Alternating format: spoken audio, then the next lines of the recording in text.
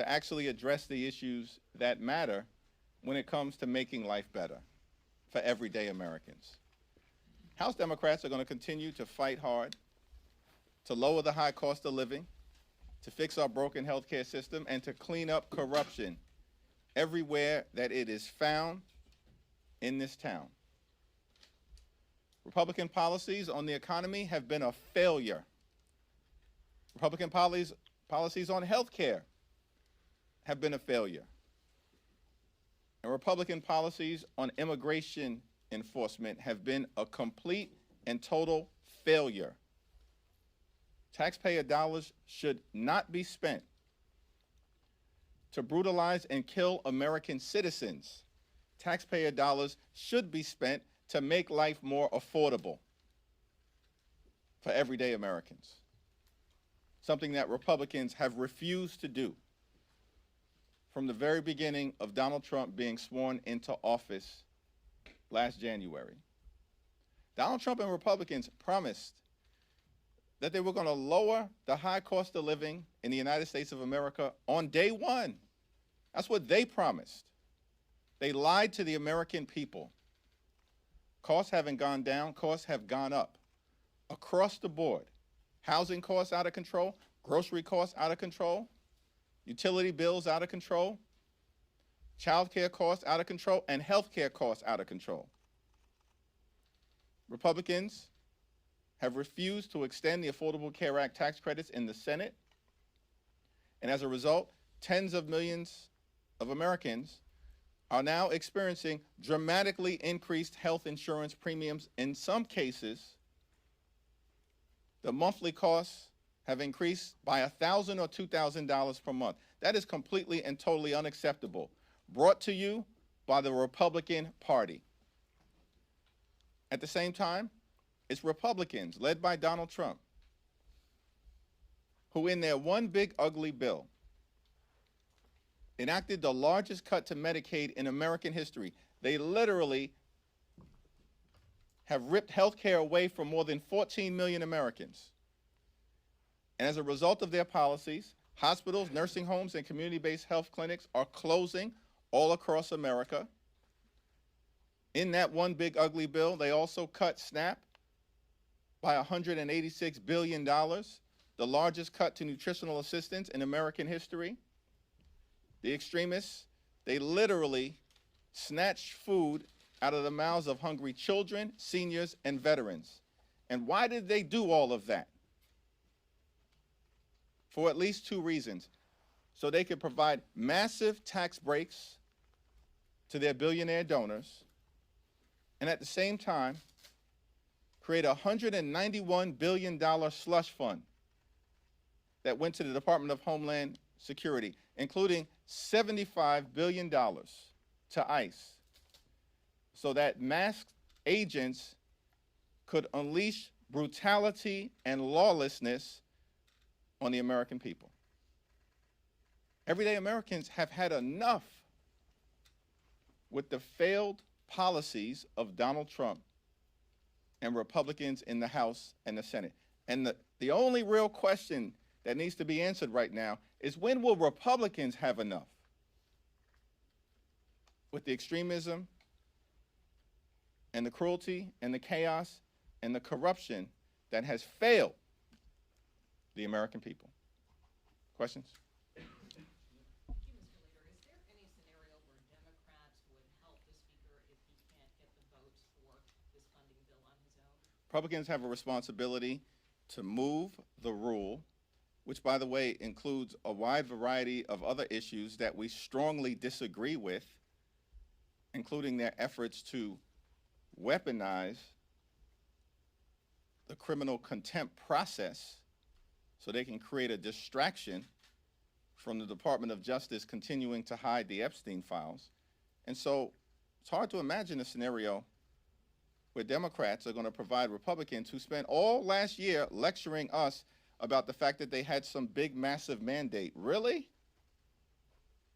You had a 3-seat majority that, as of this evening, will be a 2-seat majority, the narrowest one since 1930.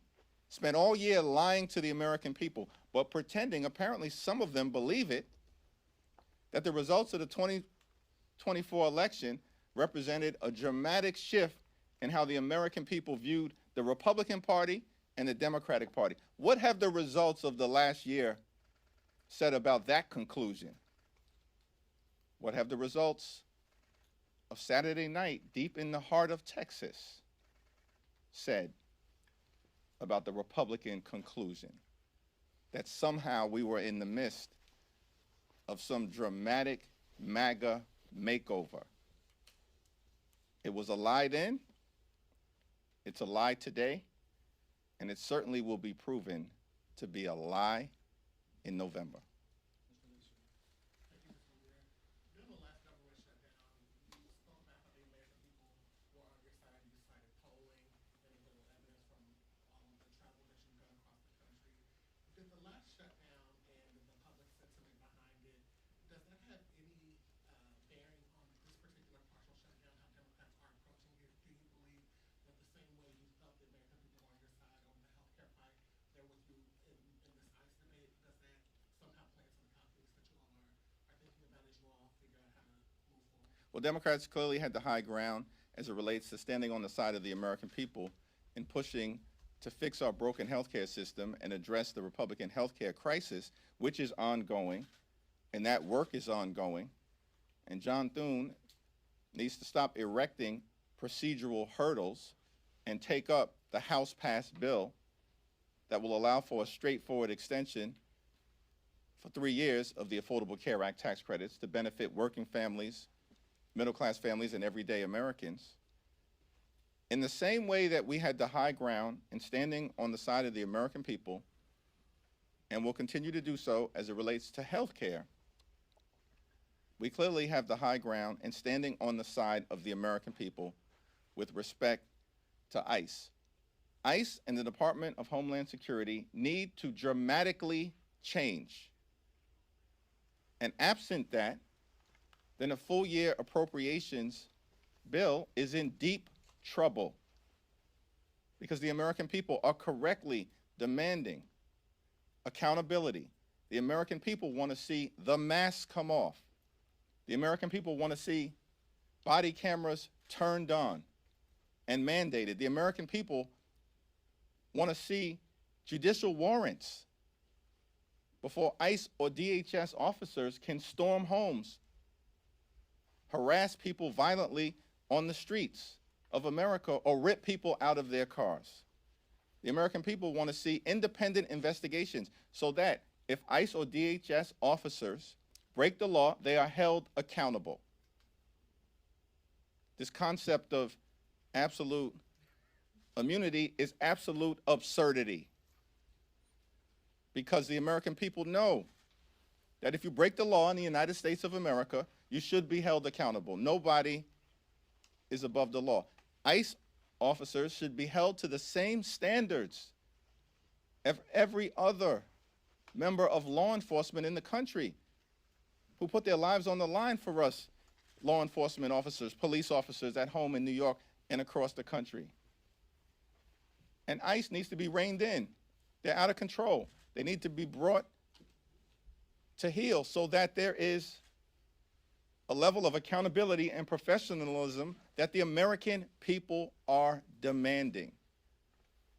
Those are just a few of the issues that are absolute must-haves in advance of the Congress taking up a full-year appropriations bill as it relates to DHS funding.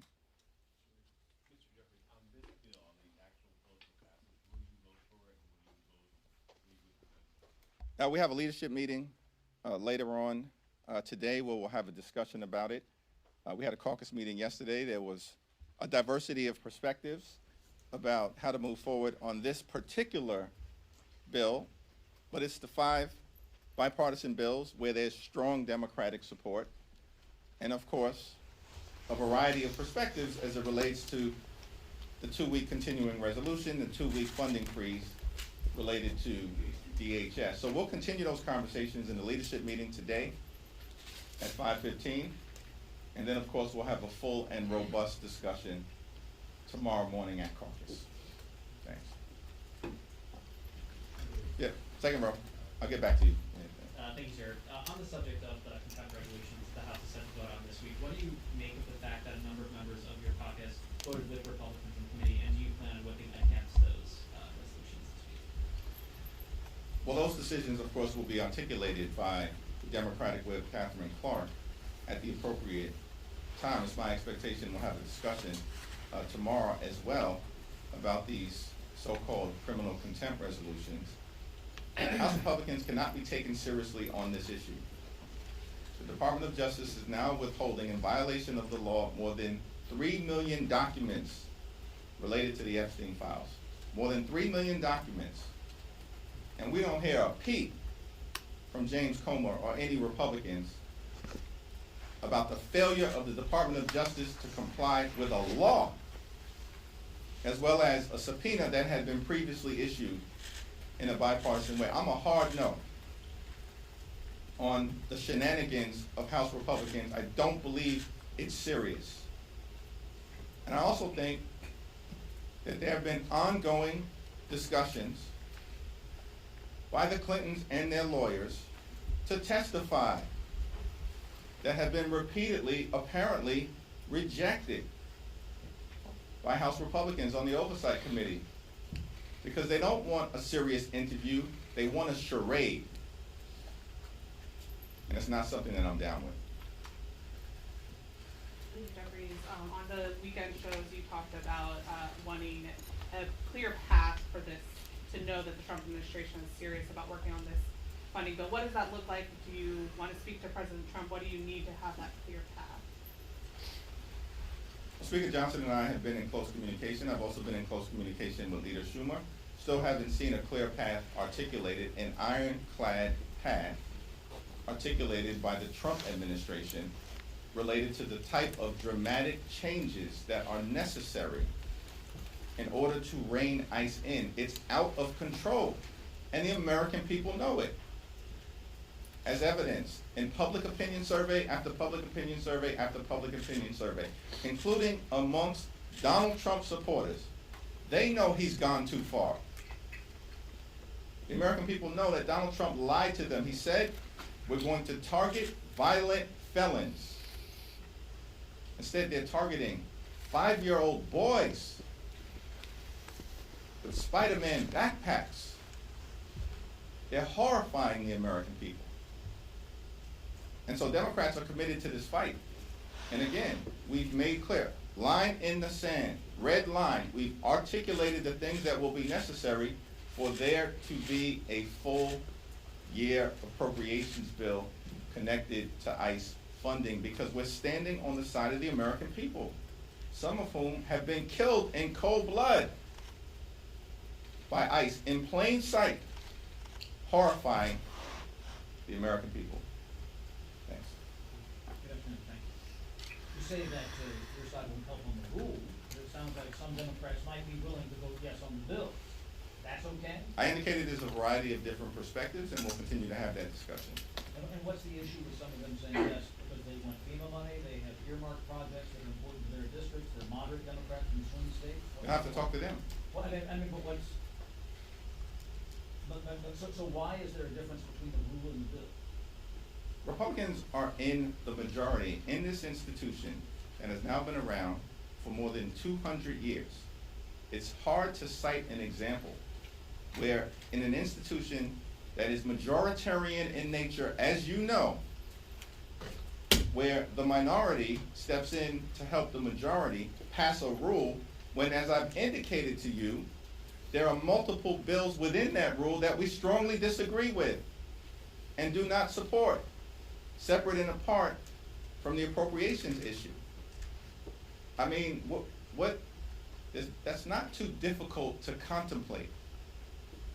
On rare occasions have we stepped in to deal with Republican dysfunction, including in the last Congress, where it related to making sure that we funded our ally Ukraine, because we had to stop the pro-Putin caucus within the House Republican Conference from undermining the free world, our values, democracy, freedom, and truth, as opposed to continuing to play footsie with Vladimir Putin. That was a rare occasion. Hard to cite another example in the last few Congresses that actually involved Democrats stepping in to help Republicans govern an institution when Mike Johnson and my Republican colleagues have spent the last year lecturing the country that they have some massive mandate. If they have some massive mandate, then go pass your rule, which includes toxic bills that we don't support. Don't come to us unless you actually want to negotiate on the substance of getting things done that make life better for the American people. Thank you, Mr. Leader. You mentioned Texas. I wanted to ask you about one of the results, the state Senate race there. We saw a Democrat actually flip a seat that Trump won by 17 points. I think he won by even more over the weekend. I just wanted to get a sense from you. Obviously, Texas primary races haven't happened yet. But are you feeling confident that Democrats could possibly win 4 out of the 5 redistricted seats in one Republican effort to redistrict? Yes.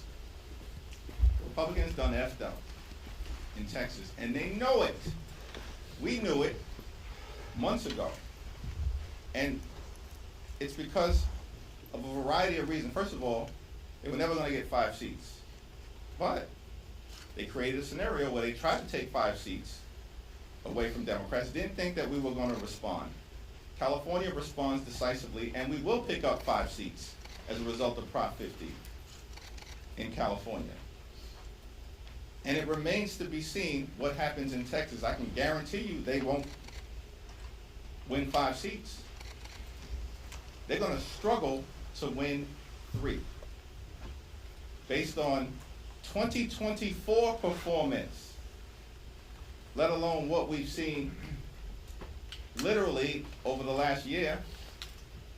And let me congratulate Taylor Remmett, who ran an extraordinary campaign. It was a decisive victory. It was a shellacking for Republicans in Texas that even caught Ron DeSantis' attention. They can't ignore it. And by the way, Republicans have been losing elections and Democrats have been winning elections since January of last year. Irrefutable fact. This has now gone on for 13 consecutive months. And during the entirety of the Trump presidency, Democrats haven't lost a single meaningful election. Not one. Not one. We won the Iowa special election in January. That was a district that Trump had just won by 20 points, a state Senate seat in Iowa. Decisively won an election in February for the Westchester County Executive in a district partially represented by Mike Lawler. In March, we won a state Senate race in Pennsylvania in a part of the Commonwealth where we hadn't had representation in over 100 years. It was a district that Donald Trump had just won by 15 points. In April of last year, we won a special election in the Wisconsin State Supreme Court contest by over 11 points in a state that Donald Trump had just won, where Elon Musk spent over $25 million. In May, for the first time in 12 years, we won the mayor race in Omaha, Nebraska, and elected an African American for the first time ever in the history of that great state.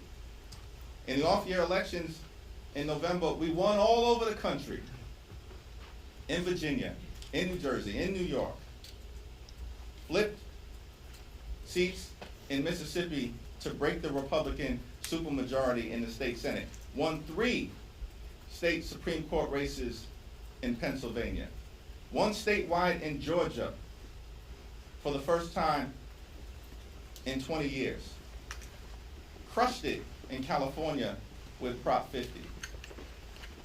Democrats in the off-year elections won up and down the ballot across the country. In statewide races, in county legislative races and at all points in between. And then in December of last year, we won the mayor's race in Miami for the first time in almost 30 years. Crushed the Republican opposition. And then 2 days ago, in Texas, this is extraordinary. In a district that Donald Trump won by 17 points, the Democrat wins by 14 points. That's a 31-point swing. No one's ever seen anything like that in modern American political history. Democrats are doing that. A 50-point swing in Texas amongst Hispanic voters. And state senate districts in Texas aren't small. They're bigger than congressional districts. That has sent a chill down the spine of every single House Republican in Texas and across the country. And it gets worse for them because Republicans spent over $2.4 million to try to hold the seat that Donald Trump had just won by 17 points, and the Democrats spent about $400,000. Outspent 6-1 and crushed the Republican extremists. At what point will Republican extremists come to the conclusion that your reach ain't long enough and your peeps ain't strong enough? You are on the verge of losing control of the House of Representatives in November, and the Senate is looking increasingly shaky as well. Republicans have failed. Democrats are on the move because the American people have had enough. Thank you, Mr. Leader. Rex Reedy is going to force a vote to expel Congressman this week, who has been indicted for allegedly stealing federal funds. What is House Democratic leadership's stand here? Are you opposing this effort and standing against this? I mentioned on Friday that Congresswoman Shafrelis McCormick is entitled to the presumption of innocence, like every other American. I'm a hard no as it relates to the effort to expel her, and it's going to fail. Thanks. Thank you. If House Republicans had the same act to this funding package, are Democrats prepared for the long government shutdown and if this easy business? Well, the SAVE Act is dead on arrival. It's not going anywhere in the Senate. And the Republicans have failed on the issue of immigration enforcement. These people are desperate. They've lost their advantage on every single issue that they thought was going to be part of some permanent realignment. How is it possible that they actually convinced people that there was some permanent realignment when they haven't won a race in 13 months? It's confusing to me. Their policies have failed completely. Donald Trump is deeply unpopular. Democrats have been up in the generic ballot for months. And everybody understands if the election were held today, they're going down in flames on the other side. Because Democrats are the only group of people actually focused not on partisan bills like the SAVE Act, so-called SAVE Act, but on actually making life better for the American people, driving down the high cost of living, fixing our broken healthcare system, cleaning up corruption, making it clear here in America, our view, you work hard, you play by the rules, as hundreds of millions of Americans do, you should be able to live an affordable life, a comfortable life, live the good life. That's what Democrats are fighting hard to bring about. Good paying job, good housing, good health care, good education for your children, and a good retirement. Thank you, everyone.